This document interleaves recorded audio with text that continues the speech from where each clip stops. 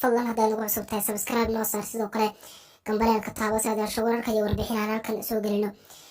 Coldoon ayaa xabsiga wareysi uu ku bixiyay isaguna in muddo aan soo muuqan. Cabdimaalik Sheekh Muuse Coldoon oo wareysi siiyay saaxiibkiis Cabdiqaadir Cusmaan Dubad ayaa sidan u dhignaa. Coldoon waxa uu xidhnaa tan iyo bilowgii sanadkii hore waa uu caafimaad qabay Ilaahay mahadii weeye. Inkastoo lagu xukumay 3 sannadood iyo 6 bilood oo xarig ah, haddana Cabdimaalik kama ay muuqan wax niyad jab ah iyo warwar ah.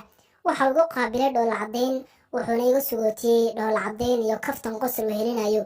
maadaama uu Coldoon saaxiibka yahay oo aan si fiican u aqaano, waxaan hubaa in dhoola cadeyntaasi iyo qosolkaasi uu ku qarinayo murugadiisa. Saaxiibkay waxa uu sheegay in tan iyo rabanaantii af carabiga uu dhigay maxaabiista jeelka isaguna uu quraanka ku dhex akhrisanayay jeelka dhexdiisa.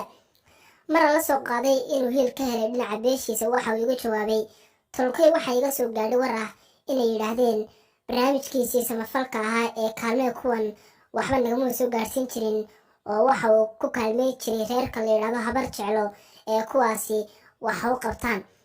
anigoo Cabdiqaadir Cusmaan Dubad oo Cabdimaalik kala shaqeyn jiray barnaamijka kaalmee kuwan iyo warbaahintaba, waxaan ka markhaati kacayaa inuu ahaa Coldoon nin qabyaalad ka hufan tahay oo dadka ku caawin jiray Ilaahay dartii iyo sida ay u kala baahi badan yihiin oo aan u eegi jirin qofka uu caawinayo qabiil iyo magac toona.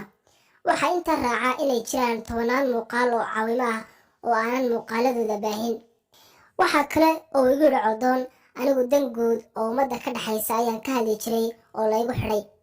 waxaa kale oo weydiiyay Coldoon, Soomaali galbeed wax garab ah ma ka heshay? waxa uu iga jawaabay maya, marka laga reebo qof ii soo booqday oo ii muujiyay garab.